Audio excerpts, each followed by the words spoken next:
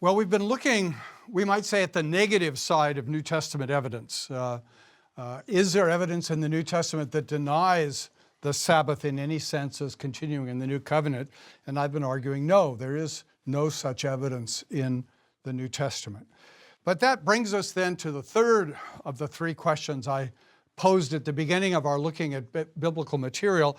What positively does the New Testament say that bears on the question of the day of Christian worship and the relationship of Sunday to the fourth commandment? And obviously, if this were an easy issue, we wouldn't be having this discussion. I would say perhaps it's a little like the matter of infant baptism. The New Testament does not say in any single verse, baptize infants, nor does it say in any verse, do not baptize infants. And so we have to look at the totality of the revelation of the Bible to try to answer that question. And I think it's somewhat similar when we come to the relationship of Sunday to the Sabbath. We have to take the pieces, since there's no one verse that tells us exactly how to think about these things, we have to take the pieces and put them together. And the first piece I want us to think about that I think is very important is Revelation chapter 1, verse 10. I think this is such a crucial verse and is not often sufficiently talked about and thought about. And there we read that John was in the Spirit on the Lord's day. John was in the Spirit on the Lord's day. Now, being in the Spirit, if we compare that with Revelation 4, verse 2, for example, it's pretty clear he's worshiping. That's what's going on. Now, I don't think we want to try to make an argument from the New Testament that Christians can only worship on the Sabbath day or on the Lord's day. We can worship other days.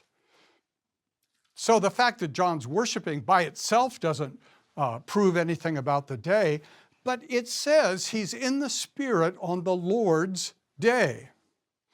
Now that formulation in Greek is quite distinctive. It's actually an adjectival form. So if we wanted to try to capture that in English, we'd have to say he was in the Spirit on the Dominical day. In other words, it doesn't say he was in the Spirit on the day of the Lord, that phrase we often hear in the prophets of the Old Testament, that eschatological day. But he's in the Spirit on the Lord's day, on the Dominical day, and that adjective, kuriakos, that adjective is only used one other place in the New Testament. And that's in 1 Corinthians 11, where Paul writes about the Lord's Supper. Now that's very important because you have ordinary suppers and then you have a special supper, the Lord's Supper, the Dominical Supper. And obviously the Lord's Supper is something very special, set apart. And that's exactly what we find then, I think, in Revelation 1, verse 10. The Lord's day, there are ordinary days, there are many days, there are lots of days, but there's a special day that in a special way belongs to the Lord, just as the Lord's Supper in a special way belongs to the Lord. And you see the problem, I hope, for the people who deny any special day in the New Covenant. If there is no special day in the New Covenant, how can there be a Lord's Day? If all days are alike, no one day can be a Lord's Day. Now, even putting aside the question, what is the Lord's Day? If there's a Lord's Day at all, and Revelation 1 verse 10 says clearly there is a Lord's Day, then all days cannot be alike in the New Covenant. It really seems to me that's ruled out in principle by Revelation 1 verse 10. Now you said, you may quote me and say, I said you shouldn't rest everything on one verse. Well, I'm not going to rest it on one verse. But this is very significant and very important, I think, in our reflection. I've tried to offer an exegesis of the passages that are purported to teach that all days are alike to show that's not what they teach. Well, on the other hand, how are they going to explain away this verse that says there's a Lord's Day in the New Covenant? So that's the first point I would like to make relative to this point. That the New Testament does teach a special day. Well, what day could it be? Well, this Seventh-day Adventist scholar that I read says, well, it's Saturday. Well, in an abstract world, that's possible, but it seems to me that runs into trouble with Colossians 2, verse 16, as I just argued. Some scholars have said, well, it's Easter. Well, I suppose that's possible. It doesn't solve the problem of there being a special day in the New Covenant, nor does it solve the problem that Easter as a special holiday was really not celebrated widely in the church until later. So does the New Testament itself give us any suggestion as to what day might be in mind? And you'll be delighted to learn that it does. It does point several times to the first day of the week. Now, of course, it begins that by the references to the resurrection of our Lord on the first day of the week. And that's repeated several times in the New Testament. Matthew 28:1, Mark 16:2, Luke 24:1, John 20, verse 1 and 19.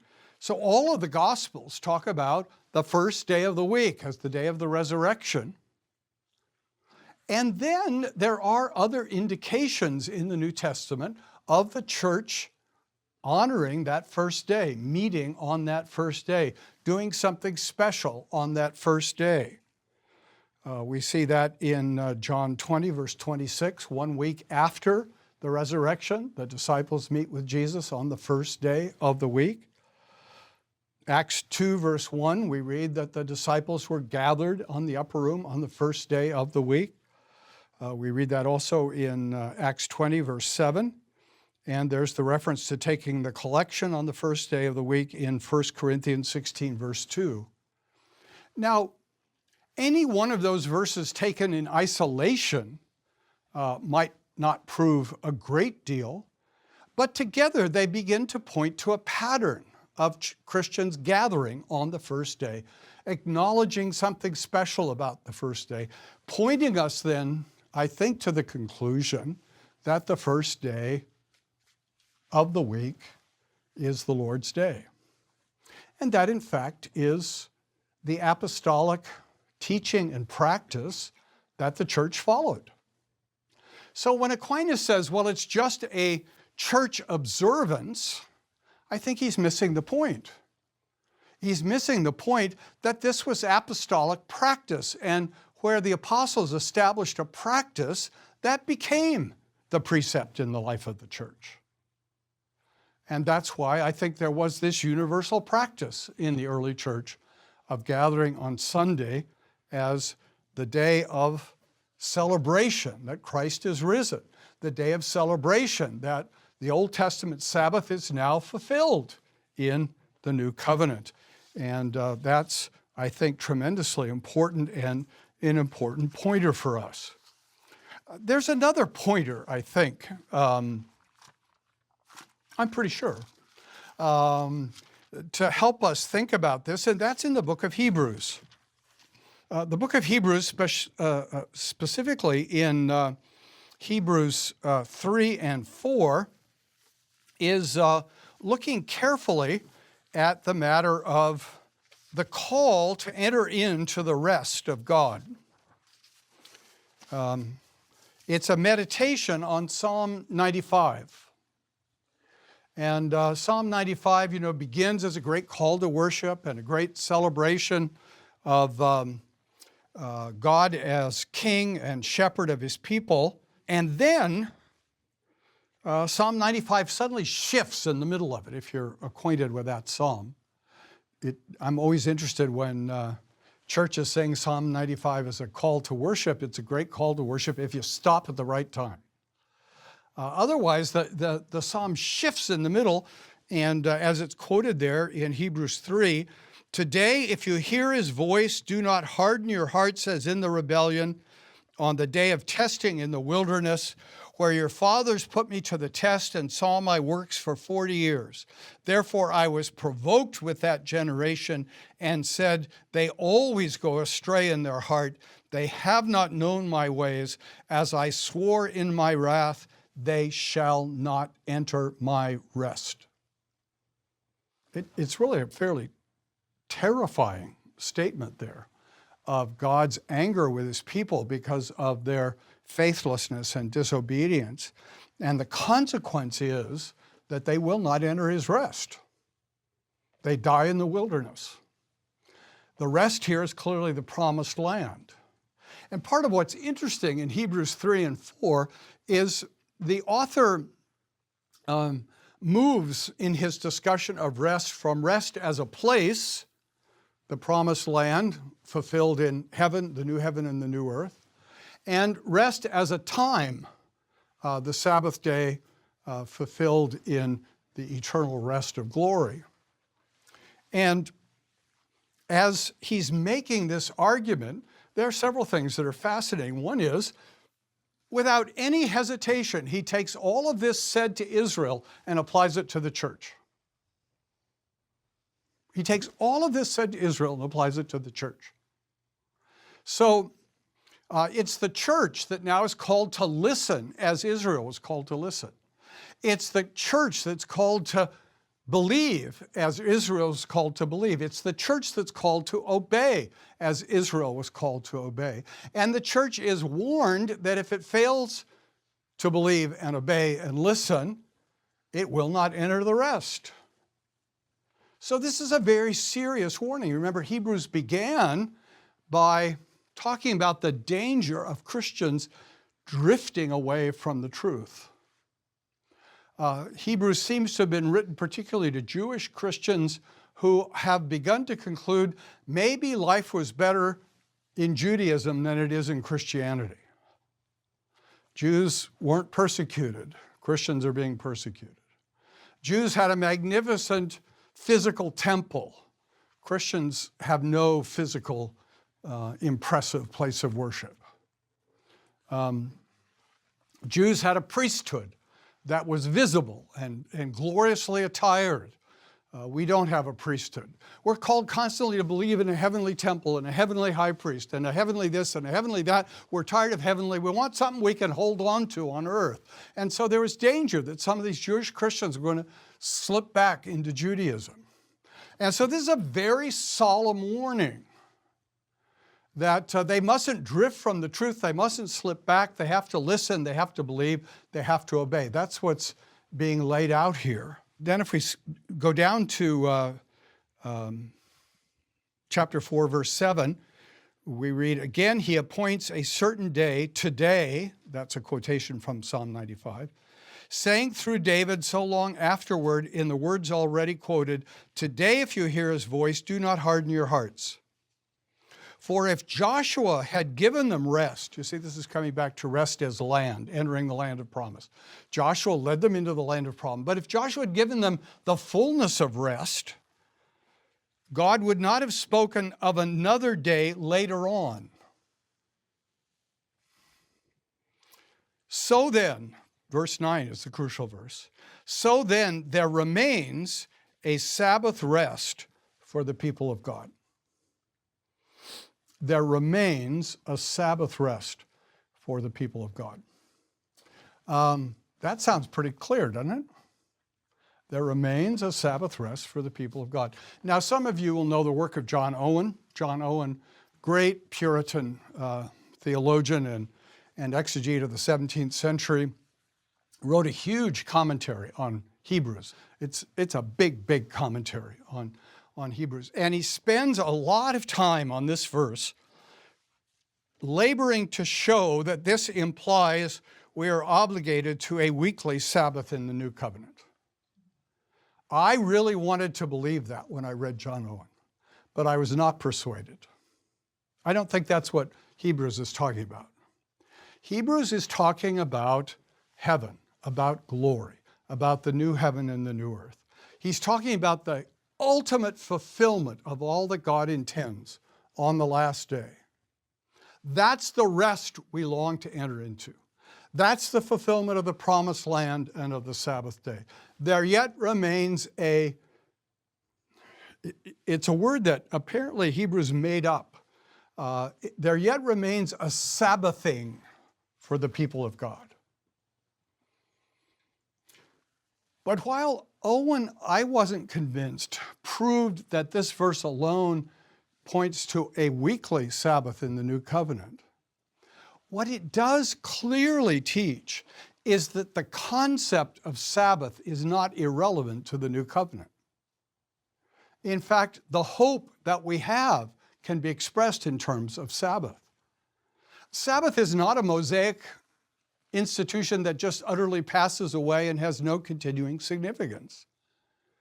No, Sabbath was established at the creation by God and is the way of talking about the fulfillment of all that God is doing in history. So from the beginning of history till the end of history, it's all about Sabbath, is one way of looking at it. Sabbath in the Old Testament as shadow, but also Sabbath in the New Testament being substance. Now, if Sabbath is that foundational, is that central, is that much of a bookend to all of human experience, then we shouldn't be surprised if there continues to be a Lord's Day, a weekly day, a fulfillment, even if as transformation of Sabbath into Lord's Day in the New Covenant. And I think that's what the New Testament is teaching over and over again. That the Sabbath, far from being simply fulfilled and put away, continues to be a guide, a teacher, and that the apostles did see that the Lord's Day is the fulfillment of the Sabbath day, and that they are interconnected, that Aquinas was right. There is a ceremonial element to the fourth commandment, namely the seventh day, but there is also a moral dimension that there is a day appointed for us to meet with God. So I think all of these pieces taken together point us very much in that direction in a helpful way. And that practice then of the church needs rightly to be understood that way.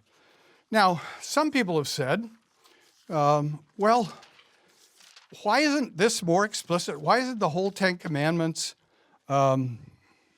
restated in the New Testament? Doesn't the New Testament mainly focus on a reiteration of the second table of the law? Obey your parents, love your neighbor, all of those elements of the law, not stealing, not committing adultery, all of those elements of the law.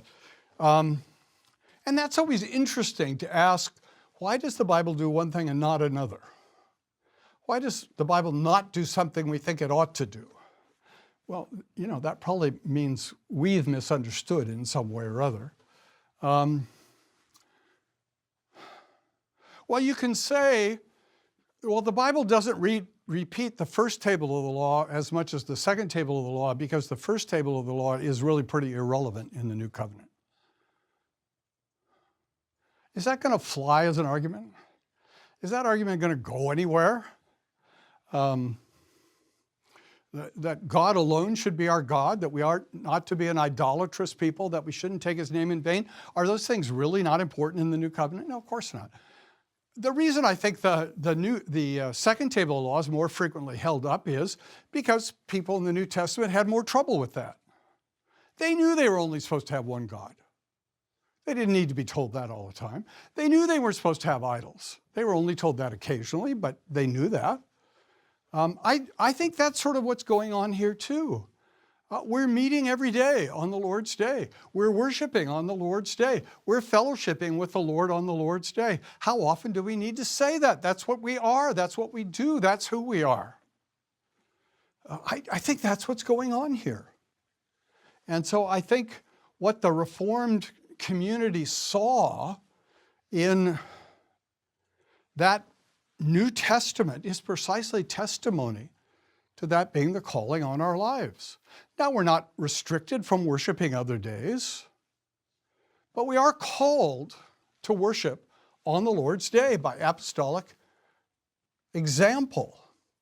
And we are called to remember that this is a day that belongs to the Lord, not just an hour. And that reality that the day belongs to the Lord needs to shape our whole attitude towards it, our whole reflection on it. Now, part of what I think has confused some people is Jesus' criticism of Pharisaical attitudes toward the Sabbath. But he's not rejecting anything about the Sabbath taught in the Old Testament. He's rejecting the Pharisaical abuse of the Sabbath. The Pharisees had come to a point where they said, you can't do good on the Sabbath.